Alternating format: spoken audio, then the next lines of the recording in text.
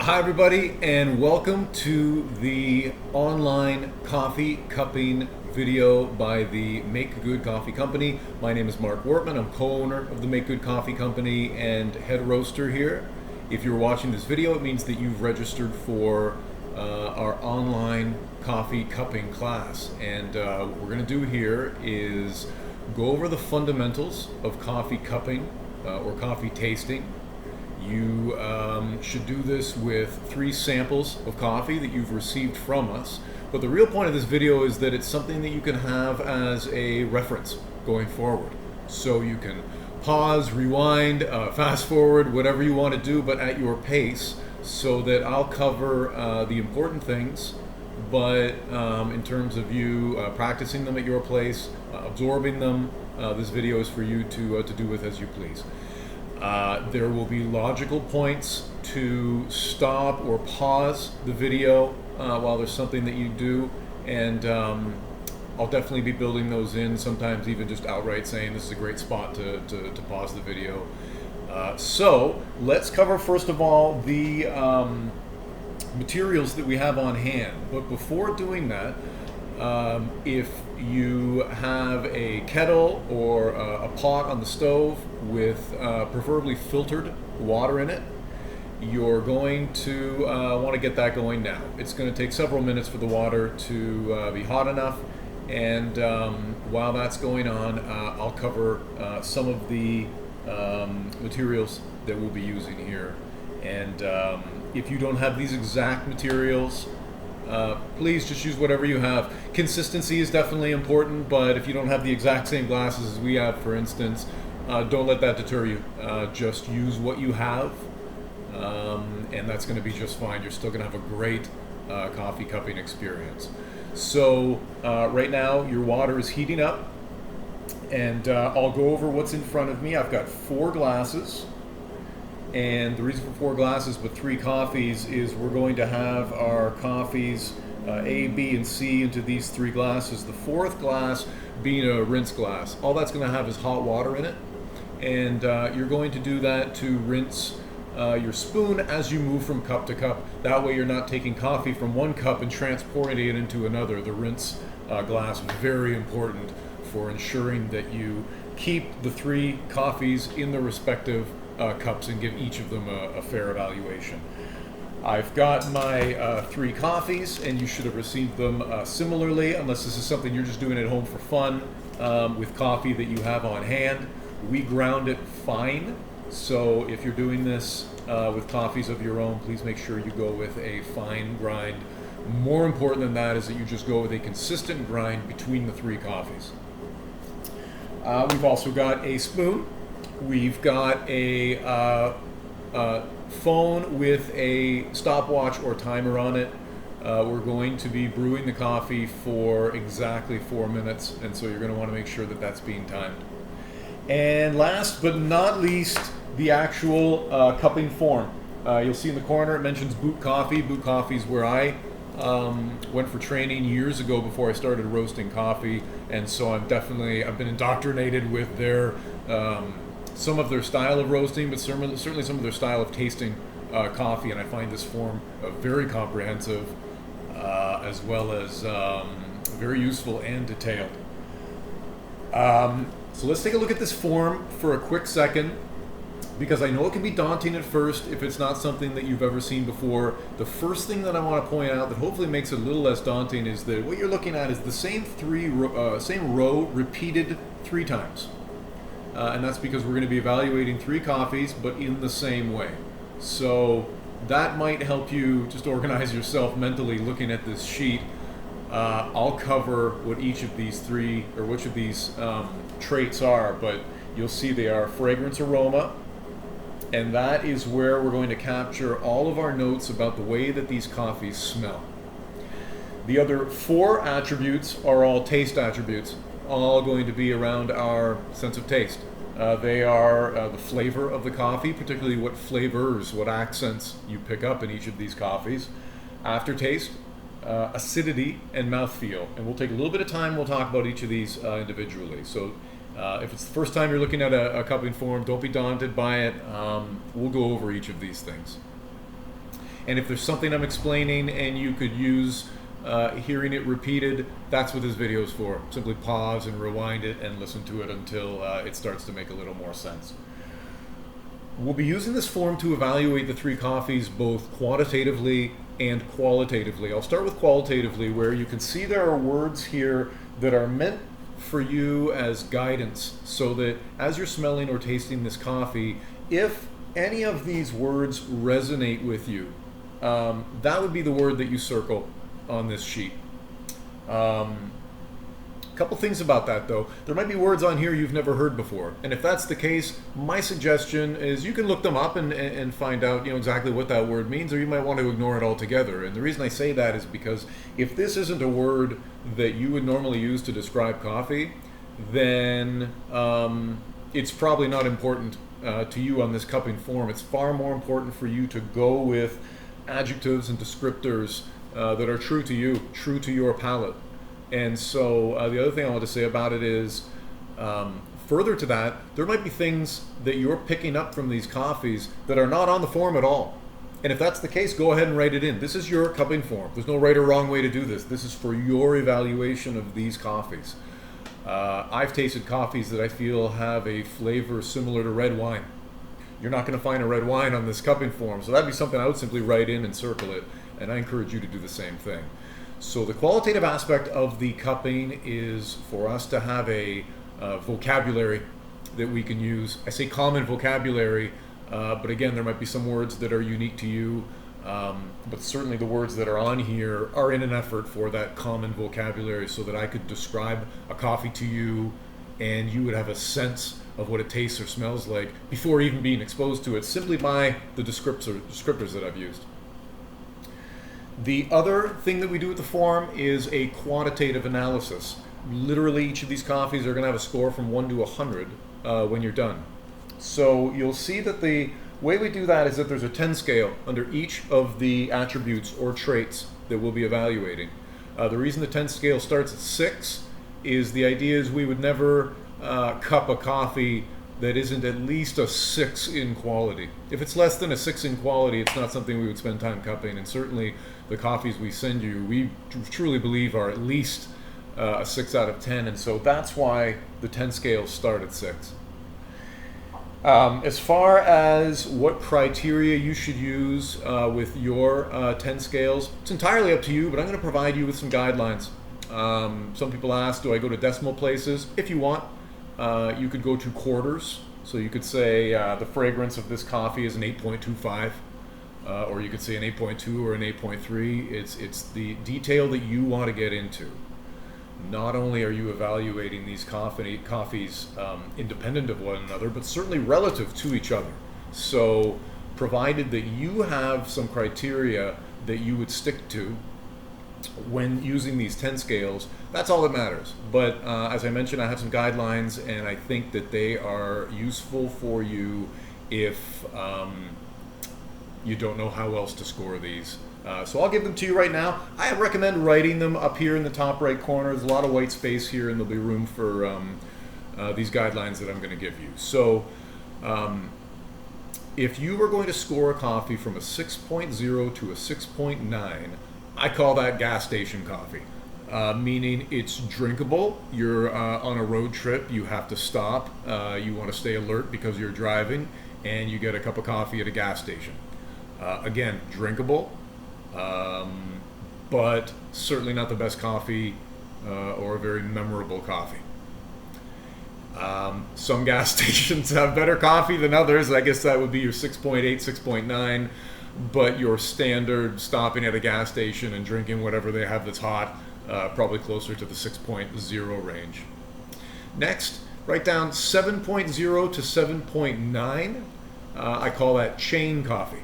Chain coffee meaning chain restaurants. This is where I would put the likes of fast food restaurants. And some do better than others, and this is just my opinion. I think that among fast food restaurants, places like Chick-fil-A and McDonald's have a really decent coffee, and I might put them in the mid to high end of this band of 7.0 to 7.9, whereas a Jack in the Box going to be at the lower end of that range. So chain coffee meaning It's a chain of locations. Coffee is not the specific business that they're in. Uh, in the world of chain or fast food coffees, this is where you would score them from 7.0 to 7.9. 8.0 to 8.9, I call that specialty coffee. There are still some chains in this category. I'm referring to a Starbucks or a Pete's, where yes, these are chains just like a McDonald's or a Jack in the Box, but Starbucks and Pete's are devoted to coffee. It's their primary business. I have my preference between those two. But I would probably put them in the mid to lower end of this range, reserving the high end of this range, the 8.5s to 8.9s, for coffee shops. So a coffee shop that's not part of a chain, that is devoted to serving a quality coffee, certainly who I would put in the high end of this 8.0 to 8.9 band. The next band, 9.0 to 9.5, I call unique coffees. This is a coffee where after you've had it, maybe even the next day, you still have a memory of what it tasted like and how good it was. Think of a meal that you've had that was so good, so unique, so memorable, that you have a memory of it later, of how it tasted, how it smelled. And that's where I would put coffees that provide you with a similar experiences in this band, 9 to 9.5. The last band, 9.6 to 10, I call these unicorns. It doesn't mean that they don't exist. There is just so much that has to line up perfectly for me to evaluate a coffee, even one that we've roasted ourselves, as a 9.6 to a 10. You might say it's the holy grail that we as coffee roasters aspire to. So that is not a score that we give out lightly. And to me, a coffee really has to earn a score of 9.6 to 10. But again, these are your cupping forms. This is your scoring. You use whatever system you want, but if you didn't have one in mind for yourself, I hope that these guidelines I've suggested are of some value to you. Okay, so your water now is either boiled or it is getting close to boiling. One thing to know, both for this cupping as well as just for your reference, you never want to pour boiling water onto coffee. You're going to burn the coffee, you're going to burn some of the flavor out of it.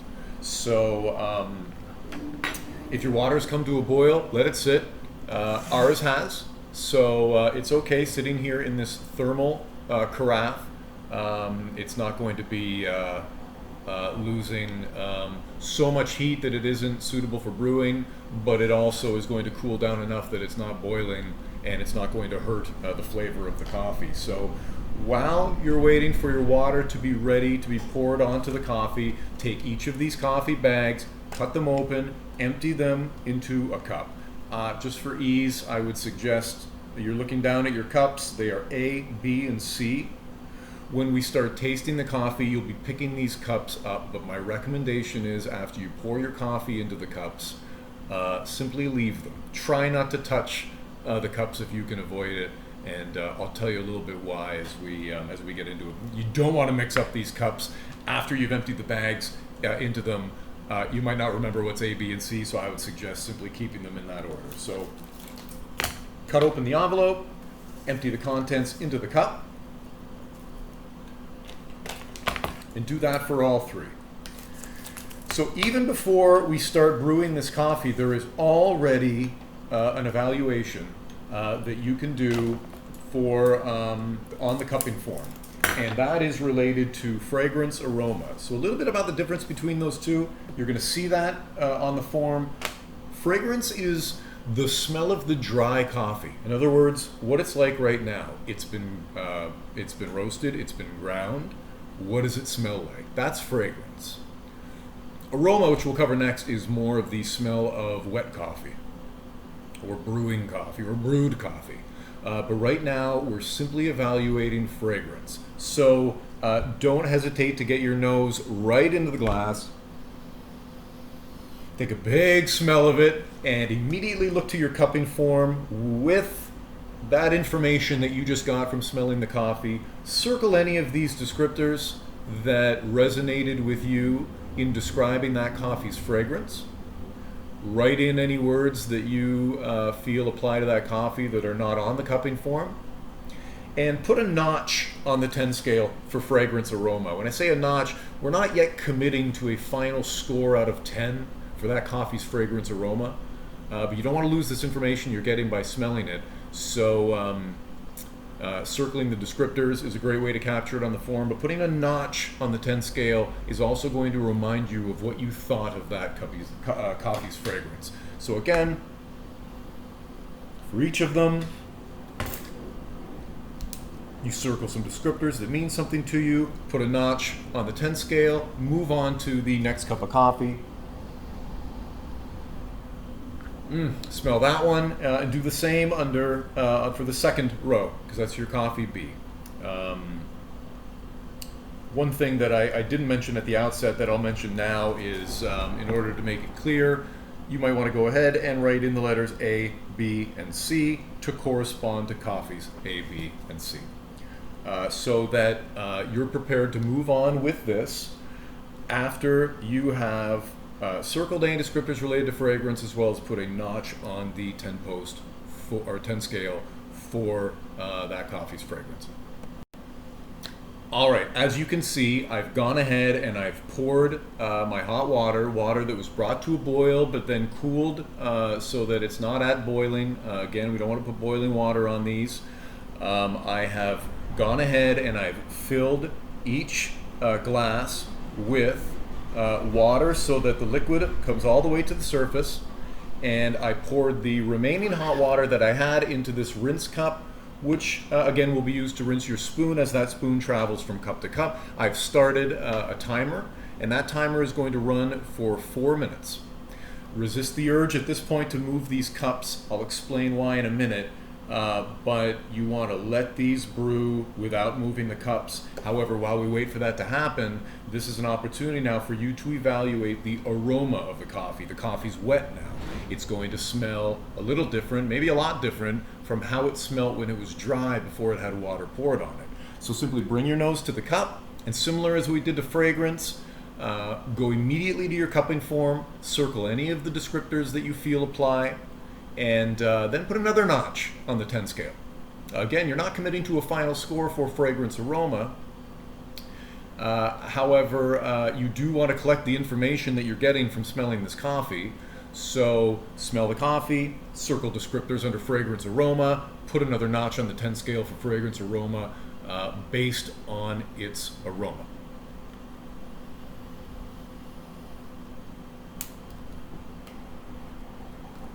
You're going to notice something with this. One is that as you smell these different coffees, you may notice specific things about each one relative to the other two. In other words, if you smelt a coffee, it's going to tell you one thing, but then if you smell the next cup, it almost tells you more about the first one because you have something to compare it to. And then obviously that goes for all three. But there's another thing you're going to notice that makes it a little tricky, and that is that the sense of smell very quickly adapts to something new that it smells. You may have already found that if you smell the coffee and then go back and smell it again, it's not going to have as intense an aroma the second time that you smell it. Your sense of smell adapts that quickly to it, so that the most information you're going to get is the very first time that you smell it.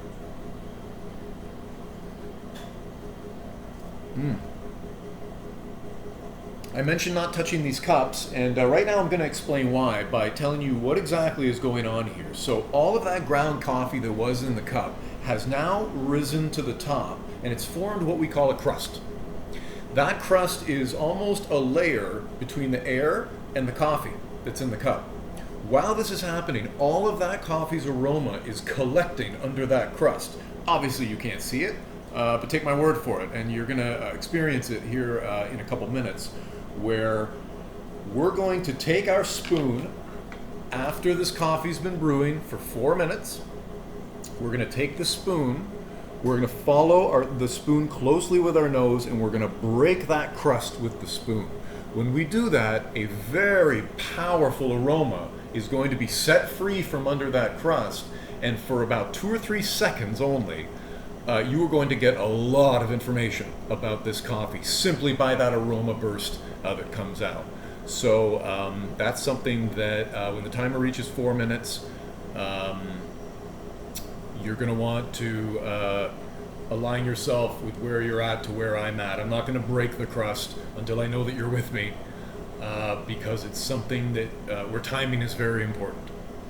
And what you're going to want to do is break the crust, follow that with your nose, and then immediately go to your cupping form. Don't waste any time, because again, you only have 2 or 3 seconds. You don't want to lose all of this valuable information. Okay, so these coffees have now been brewing for 4 minutes. We're going to break the crust, as I said. So that involves bringing the rounded part of the spoon to the top of the crust, breaking through it, but at the same time smelling.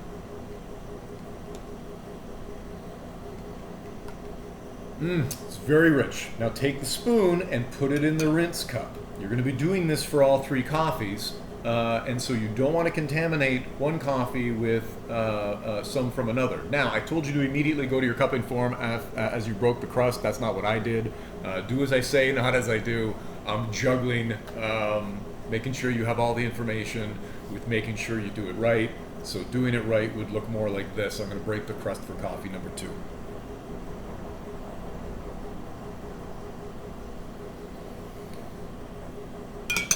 Go to your form, circle any descriptors, particularly new descriptors that resonate with you in terms of that coffee's aroma.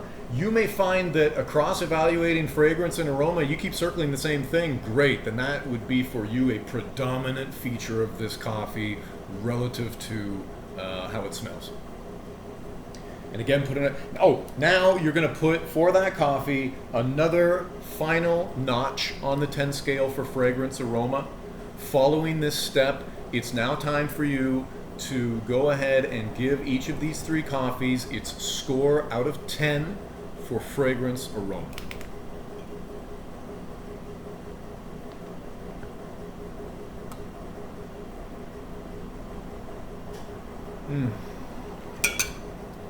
So I'm circling the descriptors, and I am putting a 3rd and final notch on the 10 scale for fragrance aroma. After you've done that for all 3, go back through coffees A, B, and C. Look at the 3 notches you put on the 10 scale for fragrance aroma. Come up with its final score. You don't have to adhere to those 3 notches. They were just meant for you to capture information as you were getting it. All that really matters is that you have a score on the 10 scale for the coffee's fragrance aroma that you're comfortable with. Okay, now we're going to clean these cups, and by that I mean what you should be looking at right now is a beige foam that's on the top of each of these coffees. There's obviously a lot of ground coffee floating in there, so you're going to take your rinse spoon. If you're doing this in the kitchen, hopefully you're near a sink, and you can simply dump what we're going to remove from each of these 3 cups into your sink. I'm not near one right now, so I simply have this bucket that I'm going to use. You can go ahead and pick up the coffee cups now. The reason I had said earlier not to pick up the cups is because as that aroma was collecting under the crust, you would have disrupted the crust if you had moved the cup. But we've already broken the crust. We finished evaluating the coffee's aroma. So you can pick up the cups now, and you're spooning out that beige foam, and you're also spooning out any ground coffee that you see floating near the top. You're going to be tasting this coffee now with spoonfuls, and obviously you don't want to get a mouthful of ground coffee when you're doing that. So when you're done, what I'm doing now, you'll still see a little bit of foam, but not much. The point is to get most of it. Always remember, rinse your spoon before then moving on to the next cup. That way you don't transport any coffee from one cup into another, and you get a good, fair evaluation of each one. So again, I'm simply spooning out the most of the beige foam and any ground coffee that I see floating around the top. Rinse my spoon. If I'm being repetitive on this, it's to make sure that you're giving each of these 3 coffees a fair evaluation. And also, I just repeat myself a lot.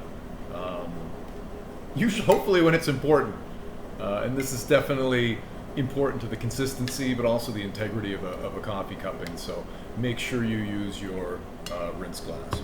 And so now what I'm looking down at is 3 coffees ready to be tasted. And we're going to be looking at 4 different attributes of coffee taste. And the way we evaluate each of the 4 of them is by obviously tasting the coffee, but more specifically slurping the coffee. I'm going to show you how to do it. One of the funniest sounds I've ever heard is the sound of an entire room of people coffee cupping and everyone slurping at the same time. The reason why we slurp is that your taste buds are scattered across your tongue. And the taste buds on your tongue do different things. So the only way to get a true sense of the taste of a beverage is to coat the tongue evenly with that beverage all at once, and that's what the slurping is for. The slurping is going to involve you slurping that coffee off the spoon with the intention of it hitting the back of your throat. It might make you feel like you want to cough.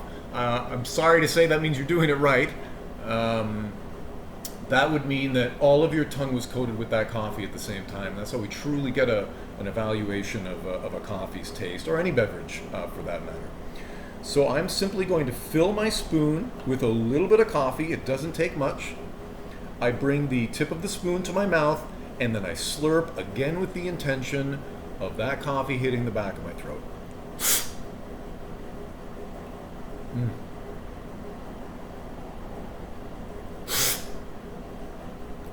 You're going to make a mess. That's okay. That also means you're doing it right. And then going forward, this is the last time I'm going to say it, as you evaluate these coffees, make sure to rinse your spoon before moving from one cup to the other. Now we're going to evaluate each of these 3 coffees for flavor attributes. This is a part of the video where I'll try to walk through a considerable amount of the content, knowing that you've got some control over how you're watching this video. So pause it when it makes sense, rewind it when you want to hear me explain something again. What you're going to do for flavor, aftertaste, acidity, and mouthfeel is slurp the coffee like I showed you. Similar to fragrance and aroma, after slurping it, immediately go to the cupping form, circle the descriptors that resonate with you for that coffee, put a notch on the 10 scale. Those notches, again, are to collect information without committing to a score for that particular attribute. There's some interesting thing about coffee not a lot of people know is it develops flavor as it cools.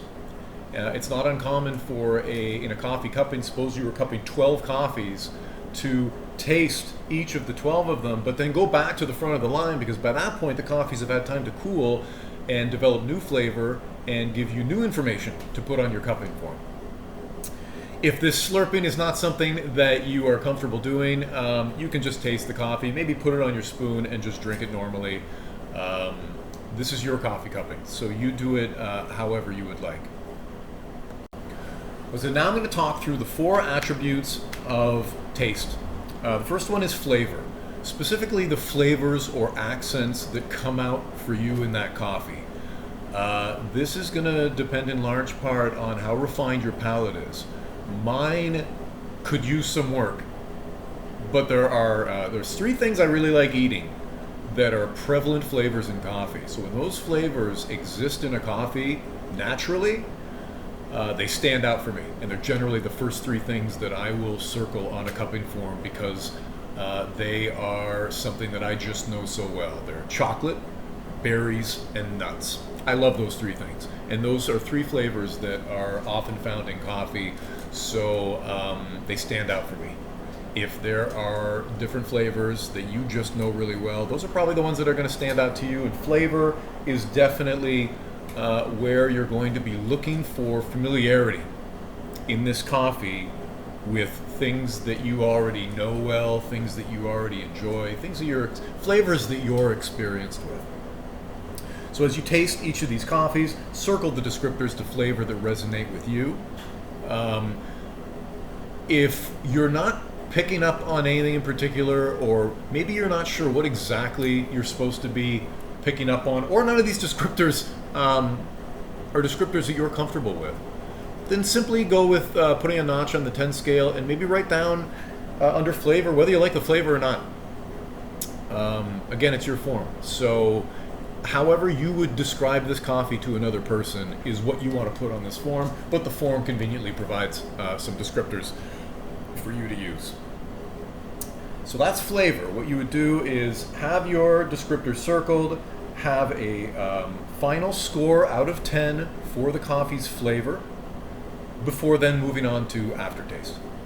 And I'll wait a second here if you want to pause it before moving on to that. But with aftertaste now, you're not as concerned with the flavor. Remember, we're evaluating these taste characteristics independent of one another. So when it comes to evaluating aftertaste, you're simply evaluating the aftertaste, not those flavor characteristics, or not its aroma, if you happen to smell it as you're slurping it. For aftertaste, my suggestion is slurp the coffee, swallow it, wait a second, and then go to your cupping form. If you want to simplify measuring aftertaste, there are really two attributes that matter. One, was the aftertaste short or lingering? And second, whether it was short or lingering, was it pleasant to you or unpleasant? You might find a coffee that has a lingering aftertaste that's pleasant, and you really enjoyed that there's still some flavor of it in your mouth even after you've swallowed it. Great. Short, clean is also a nice experience. You know, you had your sip. There's no need for it to hang around. There's nothing worse than an unpleasant aftertaste. An unpleasant, lingering aftertaste would be the worst.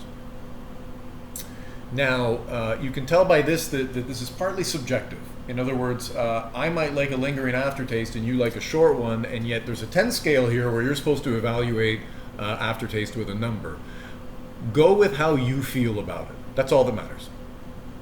If you like a pleasant, lingering aftertaste and one of these coffees has that, then give it a high score. If you don't like aftertaste at all, pleasant or unpleasant, and any of these coffees have an aftertaste, then give it a low score. So that's aftertaste in a nutshell. Acidity is something that I want to talk about in a little more detail because it's a fairly misunderstood concept. Acidity is the pop or tart or brightness of a coffee. To me, it's what makes coffee taste like coffee, but again, this is subjective because I like high acid coffees. A lot of people don't. You are going to find that dark roasted coffees have a lower acidity than lighter roasted coffees. Lighter roasted coffees tend to be a lot higher in acidity. If you live in an area where cold brew coffee has become a sensation, cold brew coffee also has a very low acidity. The cold brew process knocks down the acidity considerably. So that might help you in your head understand acidity a little better, just knowing that acidity is not generally something you're going to find in a dark roast coffee or in a cold brew coffee. But if that doesn't help you understand the concept, I'll share with you the explanation that for me just made acidity make so much sense. I was speaking with a much more experienced roaster than myself who said to me, think of the flavor of a raspberry and the flavor of a banana. Two very distinct flavors. Two very rich flavors, but is there one that you would say has more pop than the other? Is there one that you would say has more brightness than the other? To me, that would be the raspberry. It takes nothing away from the flavor of a banana. It's simply that, yeah, the raspberry is something with a little more life to its flavor than a banana has. That's a great way to think about acidity. You may love a dark roast coffee that's low in acidity. That doesn't mean that it's bad because it's low in acidity. Acidity is going to be subjective. As you sip the coffees for the purpose of measuring acidity, ask yourself how much of a tartness or brightness it has.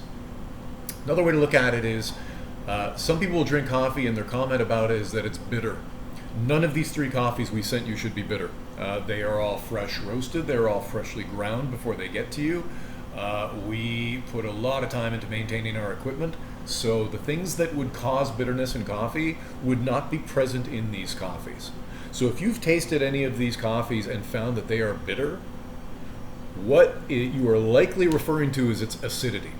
And if you don't like it, you don't like it, regardless of what word you use. But I'm hoping that helps you understand acidity a little better, that if you drank any of these and said, this is bitter, that's probably acidity. Bitterness is often used by people to describe acidity, but that's generally when they don't like it. Like I said, I do like acidity.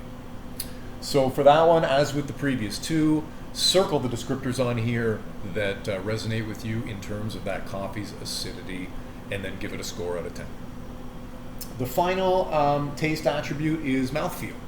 Mouthfeel is the body of the coffee, literally how it feels in your mouth. And if you want something to compare it to, think of milk. Think of the thickness of a whole milk as something having a heavier mouthfeel, and now think about the thinness of a skim milk. Whole milk, a lot thicker without being syrupy. Skim milk, quite a bit thinner, quite a bit more watery. And this one is going to be, again, up to your personal taste. We're looking for a sweet spot in the middle. Nobody wants a syrupy or gritty coffee, but nobody wants a really watery coffee either. We're looking for something in the middle, and there's going to be personal taste that definitely plays a part in it. I can share with you that, in general, a lighter roasted coffee has a thinner body. People enjoy lighter roasted coffees who do not put cream and sugar in their coffee, because if you're going to put cream and sugar in your coffee, you want a darker roasted coffee that has a heavier body. A heavier body coffee can sustain that cream more. So when you're looking at mouthfeel, it is on that scale of how watery versus how syrupy gritty it is. Hopefully it's somewhere in the middle. If it is gritty, you're going to see words on here like dry, chalky, gritty. This would be your opportunity to evaluate mouthfeel if you didn't enjoy it, if you thought it was too thick, or if you thought if you wished it was thinner, or else you would circle watery if you felt like it's just that, it's a watery coffee that could really use a more heft in its mouthfeel. And then, similar to the three traits before it, circle the descriptors that resonate with you and give it a score for mouthfeel on the 10 scale out of 10. For each of these last 4 taste attributes that we covered, you're doing the slurping. With each slurp, you're turning to your cupping form, you're tracking the information on there, and then before you move on to the next coffee, you rinse your spoon. I promised you I wasn't going to say that again, and I just did. So it's just that important, obviously. All right, so at this stage in the cupping, you look down at your evaluation form, and for the 5 attributes of fragrance, aroma, flavor, acidity, aftertaste, mouthfeel, you've got a score out of 10 for each of the 3 coffees, and you've also got some descriptors that you circled. You're going to see at the far right of each row the words balance and overall. These are the final scores that you're going to give this coffee. I'll start with overall.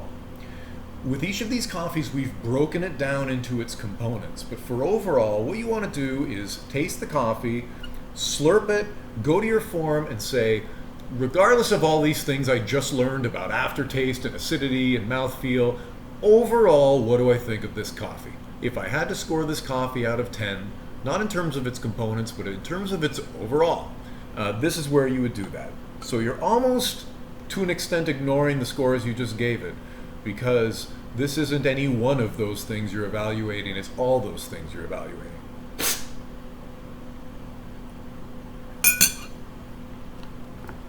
Balance is the way that you feel that those 5 attributes of the coffee play with each other in the cup. In other words, if you thought one of these coffees had an amazing fragrance and a weak flavor, then balance is where you would give it a low score and say, you know what, it didn't have a flavor that matched what it smelled like.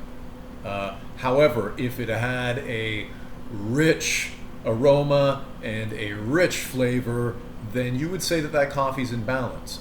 Balance doesn't mean that the coffee is simple or complex. A simple or complex coffee can be in balance or out of balance. In fact, a simple tasting coffee where you drink it, like, you know what, it's got a nice milk chocolate flavor to it. It's simple, but it's in balance. It smells and tastes, and the different attributes of its taste all go together well, and I would call this a balanced cup of coffee. But if from these 5 traits, one to another, it's almost like you're not even drinking the same coffee, then you would give it a lower score under balance. So there's 2 more 10 scores that you're going to have for these coffees. You're going to have a total of 7.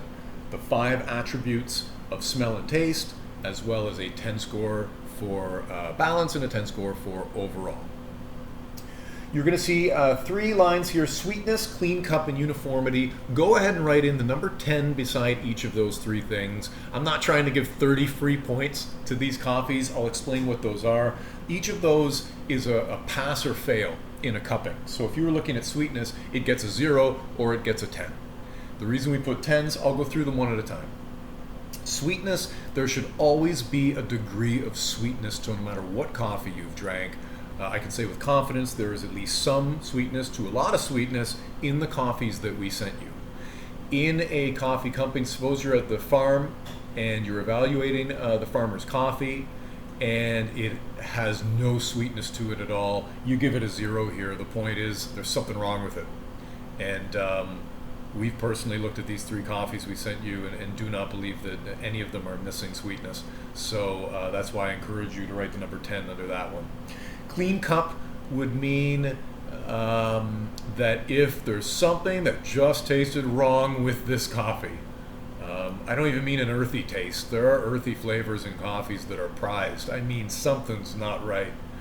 There's something wrong with the coffee. Maybe after it was harvested, it sat in a burlap sack in a humid warehouse for a month, and so it has picked up some nasty flavors from that warehousing.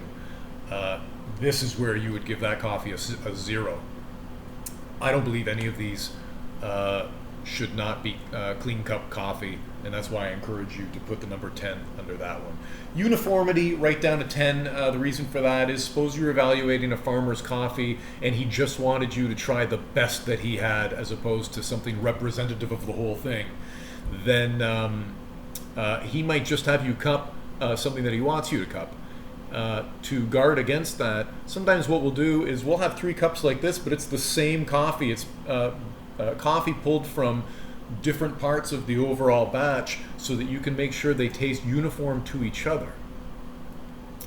And we didn't do that with this cupping. You only had 1 cup of each of the 3 coffees. There's simply no way to evaluate uniformity. Please know that uniformity is something that I look at before I commit to a coffee, to roast it, and to serve to you. So you didn't evaluate uniformity in this cupping. So my encouragement to you is put a number 10 there. So now what you're looking at is 7 scores out of 10 plus 30, those 30 that we just added. If you add up all of those numbers, you are going to get a score out of 100. And so go ahead and do that. And what you should then have on your form is descriptors for each of these 3 coffees, as well for each one, a score from 1 to 100. That's coffee cupping. You've just done what might be your first coffee cupping class. Even though this is a one-directional video that you're watching, we are always about interactivity and participation. And we'd love to know your feedback about the experience. We look at all comments that we receive. Again, it's very important to us. You can always reach out to me by email. I'm reached at Mark, that's Mark with a C, mark@makegoodcoffee.com. Let me know what you think. If this was something that we sent you and you don't know what each of these 3 coffees are, it is our intention to follow up anyone that registers to watch this video with a revelation afterwards of what each of these 3 coffees were. It's very intentional that we not tell you ahead of time what the 3 coffee samples are and why we call them A, B, and C. We simply want to take bias out of this process where at all possible. Suppose one of these coffees was Guatemalan and you once had a terrible experience on a layover at the Guatemala City airport. Sounds silly, but we are all subject to bias, and that's definitely true when it comes to a coffee cupping or a tasting or evaluation of any kind. And so we simply want to take that bias out of it completely by not telling you ahead of time what coffees you drank. So you should definitely hear from us, and if you don't, feel free to reach out to us to know which of these 3 coffees you had. And I certainly hope you enjoyed this coffee cupping experience. I hope that it was informative, educational for you, and I look forward to hearing from you.